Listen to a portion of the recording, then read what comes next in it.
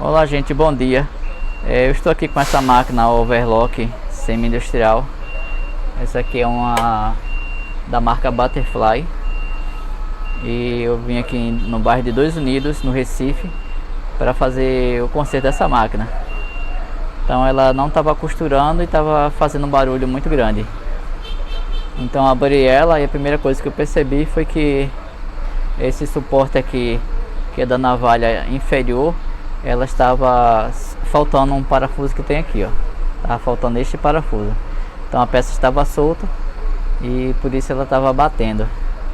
Outra coisa também é aqui nessa parte de cá também, onde tem aqui essa biela aqui, o parafuso de sustentação também estava folgado. Aí também isso aqui estava muito solto e a máquina também estava batendo aqui. Então a dica que eu dou para você é que se você tem uma máquina overlock ou algum outro tipo e você estiver trabalhando e perceber algum barulho forte e insistente, é bom dar uma paradinha e procurar verificar onde é que ela esteja batendo. Se você não encontrar ou também não ver que não dá para resolver, é bom chamar um técnico, porque você pode prejudicar mais a máquina. Então já fiz o conserto aqui, já fiz o teste com a dona Tânia e a máquina ficou boa.